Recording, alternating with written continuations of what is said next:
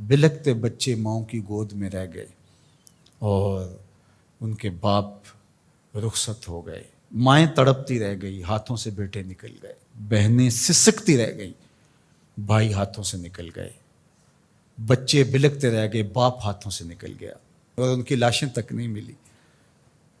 ان مجبوروں، ان بے بسوں، ان لاچاروں کے ساتھ کیا ہم عملی طور پہ کھڑے نہیں ہوں گے؟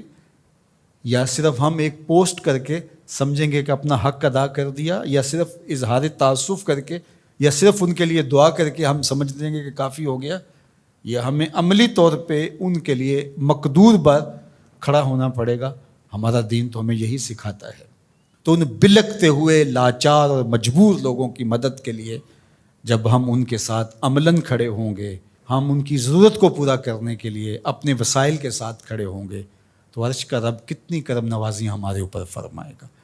اس لیے میں آپ سے کہوں گا کہ مختلف محلوں میں مختلف مساجد کی انجمنیں باقاعدہ فنڈ کر کے باقاعدہ وہاں جا کر کے ان لوگوں کی مدد کریں، عملی مدد کریں، اور اس میں دیر نہ کریں۔ وقت بڑی تیزی کے ساتھ گزر رہا ہے، ان کا ایک ایک لمحہ بڑا قیمتی ہے۔ ایک وقت کا کھانا کھایا ہے تو دوسرے وقت کا کھانا نہیں ہے۔ کھلے آسمان تلے پڑے، وہاں خیموں کی ضرورت ہے، وہاں ادویات کی ضرورت ہے، وہاں پکے ہوئے کھانے کی ضرورت ہے۔ تو ہر بندہ جس کو اللہ نے توفیق دی ہے وہ ان کی فوری مدد کے لیے بھی پہنچے، اور ان لوگوں کی ضرورت جو اس سیلاب کے ریلوں کے گزر جانے کے بعد ہے، بعد میں بیٹھ نہ جائے، بعد میں بھی ان کے مدد کے لیے کوئی 1 مکان تعمیر کر رہا ہے، کوئی 2 مکان تعمیر کر رہا ہے، کوئی 10 مکان تعمیر کر رہا ہے۔ میں یہ کہہ رہا ہوں کہ ہر مسجد کے نمازی مل کے ایک ایک مکان اپنے ذمے لے لیں تو پاکستان کے اندر جو لاکھوں مساجد ہیں تو لاکھوں مکان ان کے بن جائیں گے۔ صرف مسجدوں کے نمازی مل کے، پورا محلہ 200 500 300 گھروں کا ایک محلہ ہوتا ہے، تو صرف وہ ایک ایک مکان اپنے ذمے لے لیں۔ یہ جتنے سکول ہیں، سرکاری ہیں، پرائیویٹ سکول ہیں، یہ ایک سکول 1 2 3 3 مکان اپنے ذمے لے لیں۔ ہر فیکٹری اپنے ذمے ایک ایک مکان لے لے۔ یہ جتنے پیٹرول پمپ بنے ہوئے ہیں، یہ 1 1 2 2 4 4 جو ہے وہ مکان اپنے ذمے لے لیں۔ پیرانے الزام 2 2 4 4 10 10 مکان اپنے ذمے لے لیں۔ ہر آستانہ اپنے ذمے مکانات لے لیں۔ تنظیمات الگ جو کام کر رہی ہیں، اللہ ان کو مزید توفیقات سے نوازے، جن کو توفیق نہیں وہ بھی اس کام میں آگے آئیں۔ تو یہ کوئی اتنا بڑا کام نہیں، ہم کھڑے کر سکتے ہیں اپنے بھائیوں کو۔ انصار مدینہ کی مثال ہمارے سامنے موجود ہے۔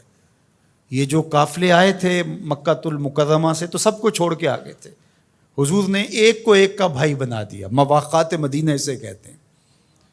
تو انہوں نے آدھا آدھا سامان، اپنے باغ، اپنی ساری چیزیں آدھی آدھی ان کے سپرد کر دی کہ آپ ہمارے بھائی ہیں۔ کائنات میں مدد، نصرت، اعانت اور یوں بھائی چارے کی کوئی اور دوسری مثال اس طرح کی نہیں ہے، اور یہ دین قیامت تک ہے۔ تو وہ سنت مسلسل ہونی چاہیے کہ ایک ایک فیملی اپنے ذمے لے لیں۔ اللہ نے آپ کو عافیت میں رکھا ہے، اللہ کے حضور اس نعمت کا شکرانہ ادا کرنا ہوگا، عملاً بھی، قولاً بھی، رویتاً بھی، اور اپنے وسائل اور اپنے مال کے ذریعے بھی۔ سیاسی لوگ بھی 2 4 ہفتے کے لیے اپنی ساری باہمی مخاصمتیں یہ معطل کر دیں اور ان اپنے بھائیوں کے ساتھ کھڑے ہو جائیں جا کے۔ اور حکومت وقت بھی ترجیحاً ان کو دیکھے۔ یہ باہر کے دورے آگے پیچھے یہ جو کچھ ہو رہا ہے، یہ وقت نہیں ہے کچھ کہنے کا، ورنہ وہ کیا کسی نے کہا تھا کہ تمہارے بچے ہمارے ٹیکسوں سے پل رہے ہیں، ہمارے بچوں کو زرد سیلاب کھا گیا، ہمارے بچے پانی میں بہہ گئے، ہمارے مکان منہدم ہو گئے، اور تمہاری زندگیاں بہت اچھی گزر رہی ہیں، تھوڑی دیر نیچے آؤ، اترو اور ان کی اشک شوئی کرو۔ جو بیرونی ممالک سے امداد آئے گی، جو یہاں سے، اس کو منصفانہ طریقے کے ساتھ ان تک پہنچاؤ۔ ایسا نہ ہو کہ گندم کی بوریاں سڑ جائیں اور لوگ بھوک سے مر جائیں۔